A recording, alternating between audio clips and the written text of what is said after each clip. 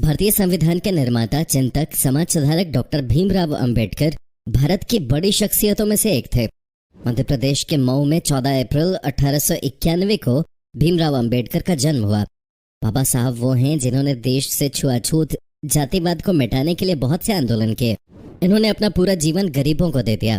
दलित और पिछड़ी जाति के हक के लिए इन्होंने कड़ी मेहनत की।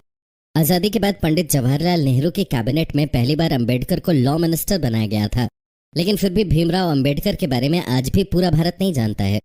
तो दोस्तों, आइए आज हम भारत के संविधान निर्माता भीमराव अंबेडकर के बारे में जान लेते हैं। लेकिन दोस्तों, अगर आपने अभी तक हमारे चैनल को सब्सक्राइब नहीं किया है तो नए वीडियो के अपडेट्स के लिए जल्दी कर लें। दोस्तों, भीमराव अंबेडकर के पिता का नाम रामजी मलोजी सकपाल और माता का नाम भीमाबाई था। अपने परिवार में वो सबसे छोटे और अपने माता पिता की 14वीं और आखिर संतान थे। उनके पिता इंडियन आर्मी में सूबेदार थे और उनकी पोस्टिंग इंदौर के पास मऊ में थी। 1894 में पिता के रिटायरमेंट के बाद उनका पूरा परिवार महाराष्ट्र के सतारा में शिफ्ट हो गया। कुछ ही दिनों के बाद उनकी मां चल बसी, जिसके बाद उनके पिता ने दूसरी शादी कर ली और बॉम्बे शिफ्ट हो गए, जिसके बाद अंबेडकर की पढ़ाई बॉम्बे में हुई। 15 साल की उम्र में उनकी शादी 9 साल की रमाबाई से हो गई। इसके बाद 1908 में उन्होंने 12वीं की परीक्षा पास की। छुआछूत के बारे में अंबेडकर ने बचपन से देखा था। वे हिंदू मेहर कास्ट के थे, जिन्हें नीचा समझा जाता था और ऊंची कास्ट के लोग इन्हें छूना भी पाप समझते थे। इस वजह से अंबेडकर समाज में कई जगह भेदभाव का शिकार हुए। इस भेदभाव और निरादर का शिकार अंबेडकर को आर्मी स्कूल में भी होना पड़ा, जहां उनकी कास्ट के बच्चों को क्लास के अंदर बैठने तक नहीं दिया जाता था। टीचर उन पर ध्यान तक नहीं देते थे, यहाँ तक कि उनको पानी भी नहीं छूने दिया जाता था। स्कूल का चपरासी उनको ऊपर से डालकर पानी देता था। जिस दिन चपरासी नहीं आता था उस दिन उन लोगों को पानी तक नहीं मिलता था। स्कूल की पढ़ाई पूरी करने के बाद अंबेडकर को आगे की पढ़ाई के लिए बॉम्बे के एल्फिंस्टोन कॉलेज जाने का मौका मिला। पढ़ाई में वो बहुत अच्छे व तेज दिमाग के थे। उन्होंने सारे एग्जाम अच्छे से पास करे थे, इसलिए उन्हें बड़ौदा के गायकवाड़ के राजा सयाजी से 25 रुपए की स्कॉलरशिप हर महीने मिलने लगी। दोस्तों, अगर आप किसी स्पेशल टॉपिक पर कोई वीडियो देखना चाहते हैं तो कमेंट बॉक्स में कमेंट कर टॉपिक का नाम जरूर बताएं। उन्होंने राजनीति विज्ञान और अर्थशास्त्र में 1912 में ग्रेजुएशन पूरी की। उन्होंने अपने स्कॉलरशिप के पैसे को आगे की पढ़ाई में लगाने की सोची और आगे की पढ़ाई के लिए अमेरिका चले गए। अमेरिका से लौटने के बाद बड़ौदा के राजा ने उन्हें अपने राज्य में रक्षा मंत्री बना दिया, लेकिन यहाँ भी छुआछूत की बीमारी ने उनका पीछा नहीं छोड़ा। इतने बड़े पद पर होते हुए भी उन्हें कई बार निरादर का सामना करना पड़ा। बॉम्बे गवर्नर की मदद से वे बॉम्बे के syndrome college of commerce and economics में राजनीतिक अर्थशास्त्र के प्रोफेसर बन गए। अंबेडकर आगे और पढ़ना चाहते थे, इसलिए वे एक बार फिर भारत से बाहर इंग्लैंड चले गए। इस बार उन्होंने अपने खर्चे का भार खुद उठाया। यह लंदन यूनिवर्सिटी ने उन्हें डीएससी के अवार्ड से सम्मानित किया। अंबेडकर ने कुछ समय जर्मनी की बोन यूनिवर्सिटी में गुजारा।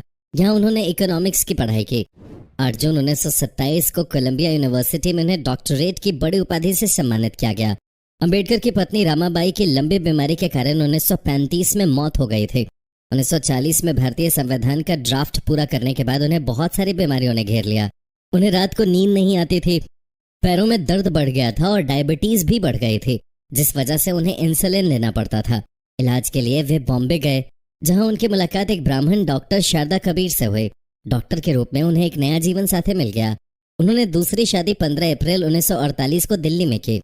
1954-55 के समय अंबेडकर की सेहत काफी खराब रहने लगी थी। उन्हें डायबिटीज, आंखों में धुंधलापन और कई तरह की दूसरी बीमारियों ने घेर लिया था।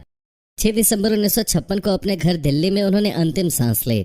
उन्होंने अपने जीवन में बौद्ध धर्म को मान लिया था, इसलिए उनका अंतिम संस्कार बौद्ध धर्म की रीति के मुताबिक ही हुआ। 1950 में अंबेडकर एक बौद्धिक सम्मेलन में हिस्सा लेने श्रीलंका गए। वहां जाकर उनका जीवन बदल गया। वे बौद्ध धर्म से अत्यधिक प्रभावित हुए और उन्होंने धर्म रूपांतरण की ठान ली। श्रीलंका से भारत आने के बाद उन्होंने बुद्ध और उनके धर्म के बारे में किताब लिखी और अपना धर्म बदल लिया। अपने भाषण में अंबेडकर हिंदू रीति रिवाजों और जाति विभाजन की घोर निंदा करते थे।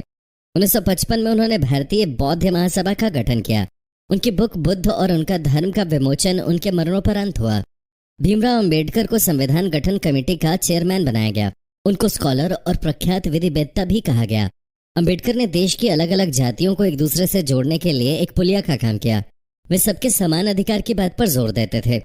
अंबेडकर के मुताबिक अगर देश की अलग अलग जाति एक दूसरे से अपनी लड़ाई खत्म नहीं करेंगी तो देश एकजुट कभी नहीं हो सकता। 1936 में अंबेडकर ने स्वतंत्र मजदूर पार्टी का गठन किया था। 1937 के केंद्रीय विधानसभा चुनाव में उनकी पार्टी को 15 सीट की जीत मिली।